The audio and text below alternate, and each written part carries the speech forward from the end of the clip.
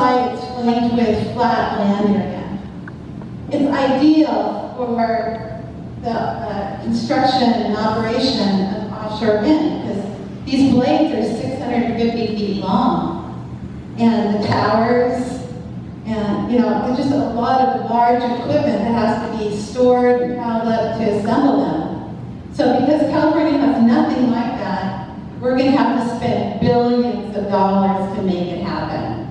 So they're going to start with Long Beach and Humboldt. So they're going to totally redo Humboldt.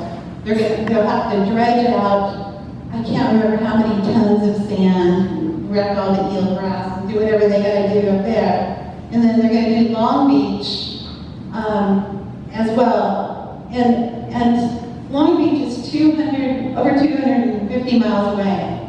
So they're going to end up having to tow all these things up once they're assembled in Long Beach. So what's going to happen is, eventually they're going to need something local. Okay, next slide. So they're looking at, with Morro Bay, likely doing at least a new industrial port for crude transfers. So this is a rendition that Reach did. That puts this big cement platform right there in front of the stacks. You can see the stacks up there in the corner. Also the oil, the storage, they're going to need a lot of that because each turbine takes like 800 gallons of oil that has to be changed out yearly. Another big maintenance cost. And where are they going to put all that old oil or the replacement oil? They're going to have it in Morro Bay or somewhere. Okay, next slide. And then they have big plans for Avila too. This is what they're looking at. They want to do what they call wet storage of the bases. Those bases will be huge. They fit into a football stadium. They're so huge. And they're going to have to put a breaker in, a mile-long breaker. And then they'll put this huge floating cement platform in for all, the blades and the towers and stuff, so they can fix them. They're going to have to do something because they'll have these 300-foot-long SOVs doing the maintenance. And if there's a big storm or they break down, they can't go all the way to Long Beach. They're going to have some kind of port to go to in emergencies. So, next slide. So the build-up cost, the estimated cost for the existing port infrastructure is $11 to $12 billion. And then you add the upgrades to Morro Bay and Port San Luis, that's $6 billion.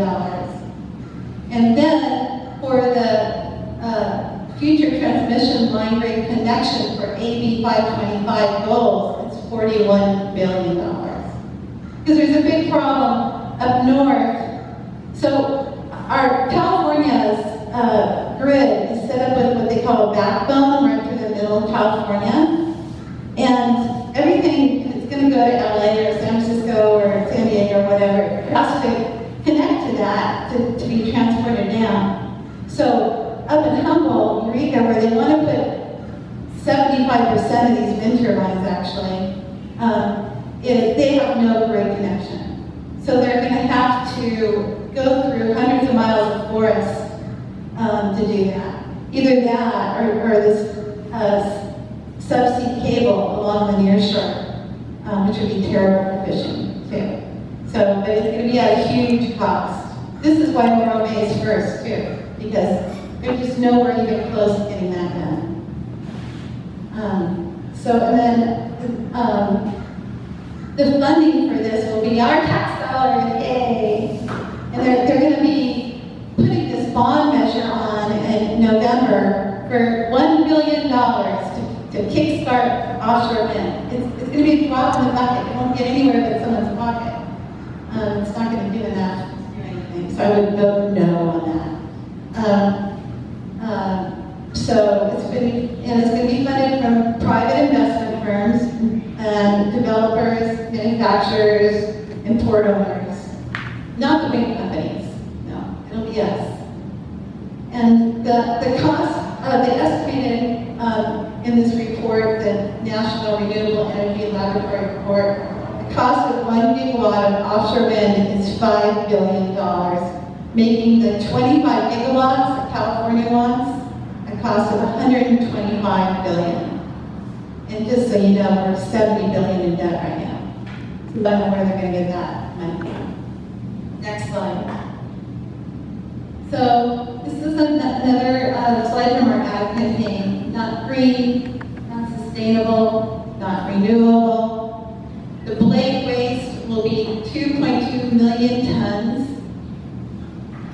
The large carbon footprint from the port, large vessel operations, will be a problem. There will be a high risk of oil leaks. There's electromagnetic field leakage from the cable failures. There's also something called sulfur hexafluoride that's used in the installation of the cables. It has a warming potential. The warming potential is 23,000 times higher than CO2. And also the big thing, constant noise pollution. The turbines will be 120 decibels. Plus, you know, the site surveys and the construction and all that, which leads to stress to the animals. They'll be able to hear the turbines underwater 2 miles away when they're operational. So what is green? So I'm going to end with, we need to defend the environment principle. Processes that cause one environmental problem but causes another should be avoided.